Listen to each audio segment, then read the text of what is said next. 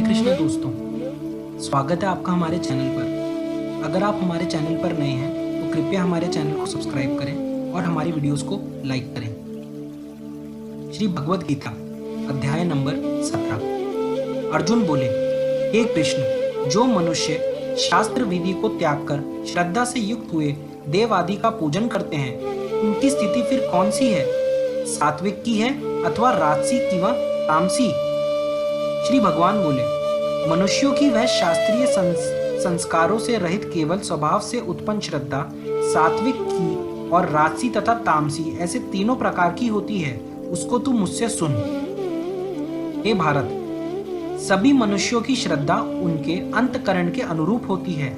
यह पुरुष श्रद्धामय है, इसलिए जो पुरुष जैसी श्रद्धा वाला है वह स्वयं भी वही है।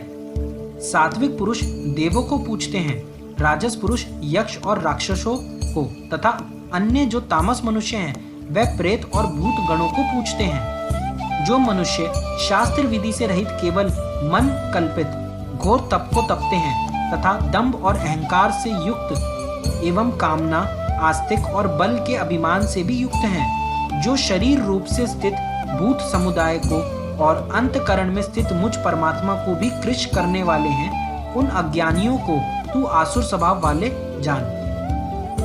भोजन भी सबको अपनी अपनी प्रकृति के अनुसार 3 प्रकार का प्रिय होता है, और वैसे ही यज्ञ, तप और दान भी 3-3 प्रकार के होते हैं। उनके इस पृथक पृथक भेद को तू मुझसे सुन।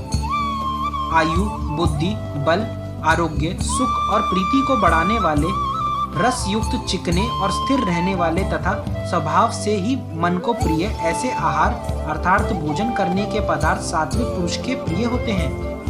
कड़वे, खट्टे, लवण युक्त, बहुत गर्म, तीखे, रूखे, दाहकारक और दुख, चिंता तथा रोगों का उत्पन्न करने वाले आहार अर्थात भोजन करने के पदार्थ राजस पुरुष को प्रिय होते हैं। जो भोजन अधपका, रस रहित, दुर्गंध युक्त, बासी और उच्छिष्ट है तथा जो अपवित्र भी है वह भोजन तामस पुरुष को प्रिय होता है। जो शास्त्र विधि से नियत यज्ञ करना ही कर्तव्य है, इस प्रकार मन को समाधान करके फल न चाहने वाले पुरुषों द्वारा किया जाता है, वह सात्विक है।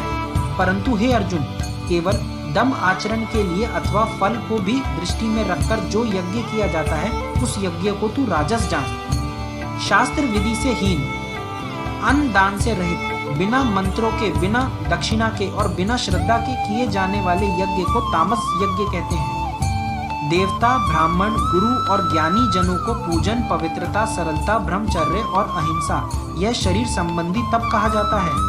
जो उद्वेग न करने वाला, प्रिय और हितकारक एवं यथार्थ भाषण है तथा जो वेद शास्त्रों के पठन का एवं परमेश्वर के नाम जप का अभ्यास है, वही वाणी संबंधी तप कहा जाता है। मन की प्रसन्नता, शांत भाव, भगवत चिंतन करने का स्वभाव, मन का निग्रह और अंतकरण के भावों की भली भांति पवित्रता, इस प्रकार यह मन संबंधी तप कहा जाता है। फल को ना चाहने वाले योगी पुरुषों द्वारा परम श्रद्धा से किए हुए उस पूर्वोक्त 3 प्रकार के तप को सात्विक कहते हैं। जो तप सत्कार, मान और पूजा के लिए तथा अन्य किसी स्वार्थ के लिए भी स्वभाव से या पाखंड से किया जाता है, वह अनिश्चित एवं क्षणिक फल वाला तप यहाँ राजस कहा गया है। जो तप मूढ़तापूर्वक हठ से मन, वाणी और शरीर की पीड़ा के सहित अथवा दूसरों का अनिष्ट करने के लिए किया जाता है, वह तप तामस कहा गया है। दान देना ही कर्तव्य है, ऐसे भाव से जो दान देश तथा काल और पात्र के प्राप्त होने पर उपकार न करने वाले के प्रीति दिया जाता है, वह दान सात्विक कहा गया है।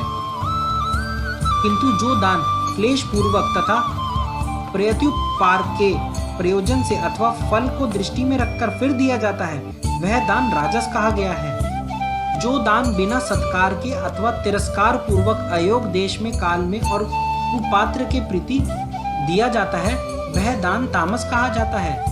ओम, तत्, सत ऐसे यह 3 प्रकार का सच्चिदानंदन ब्रह्मा का नाम कहा है। उसी से सृष्टि के आदि काल में ब्राह्मण और वेद तथा यज्ञ आदि रचे गए।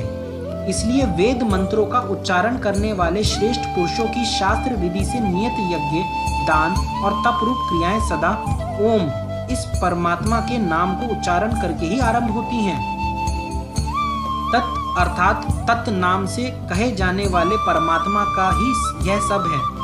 इस भाव से फल को ना चाहकर नाना प्रकार की यज्ञ, तप रूप क्रियाएं तथा दान रूप क्रियाएं कल्याण की इच्छा वाले पुरुषों द्वारा ही की जाती हैं।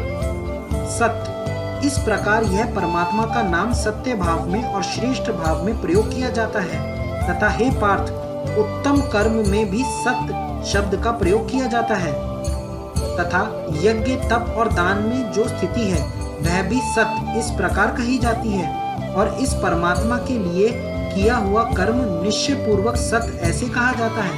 हे अर्जुन, बिना श्रद्धा के किया हुआ हवन, दिया हुआ दान एवं तपा हुआ तप और जो कुछ भी किया हुआ शुभ कर्म है वह समस्त असत इस प्रकार कहा जाता है।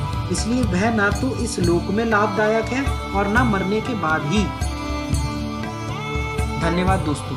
अध्याय नंबर 17 समाप्त हुआ। हरे कृष्ण।